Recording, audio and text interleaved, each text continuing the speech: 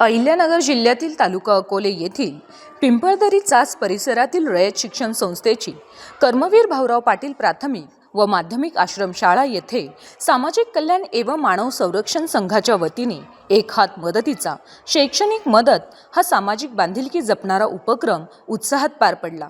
या उपक्रमातून विद्यार्थ्यांच्या मूलभूत सुखसुविधांसाठी महत्त्वपूर्ण निर्णय घेण्यात आले।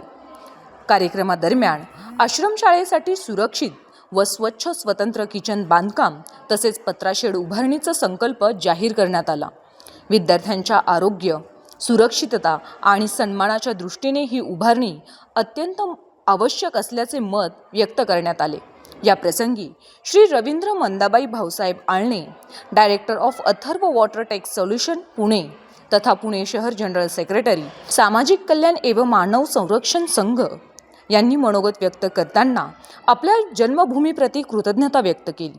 ज्या मातीत वाढलो, संस्कार मिळाले, त्या भूमीत पुन्हा येऊन सेवेची संधी मिळणं हा माझ्यासाठी सन्मान आहे। हे माझे ऋण फेडण्याचा छोटासा प्रयत्न आहे असे मत त्यांनी व्यक्त केले। आपल्या भाषणात त्यांनी आश्रमशाळेतील विद्यार्थ्यांना अत्यंत प्राथमिक सुविधांमध्ये अन्न शिजवून घ्यावे लागते ही वस्तुस्थिती अधोरेखित केली। स्वतंत्र किचन व पत्राशेड उभारणे हा केवळ बांधकामाचा विषय नसून विद्यार्थ्यांच्या आरोग्य व सुरक्षिततेशी निगडीत प्रश्न आहे। हे काम लवकरात लवकर पूर्ण करण्यासाठी आम्ही कटिबद्ध आहोत असे आश्वासन त्यांनी दिले।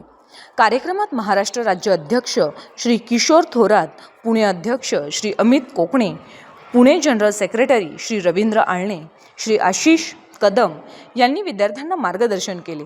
संघाचे राष्ट्रीय अध्यक्ष श्री राजेश कुंभारे, राष्ट्रीय उपाध्यक्ष श्री तेजस परमार तसेच पश्चिम भारत अध्यक्ष श्री अमोल माने यांनी उपक्रमास शुभेच्छा देत कौतुक केले। यावेळी विद्यार्थ्यांना 450 गणवेशांचे तसेच खाऊ वाटपाचा कार्यक्रम करण्यात आला। नवे कपडे मिळाल्याने विद्यार्थ्यांच्या चेहऱ्यावर उमटणारा आनंद त्यांचा आत्मविश्वास वाढवतो।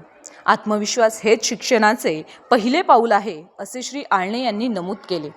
कार्यक्रमात संस्थेचे पदाधिकारी, शिक्षकवृंद, स्थानिक नागरिक व विद्यार्थी मोठ्या संख्येने उपस्थित होते। या उपक्रमामुळे परिसरातील सामाजिक जाणीव, सेवाभाव आणि शैक्षणिक बांधिलकीची सकारात्मक भावना निर्माण झाली आहे।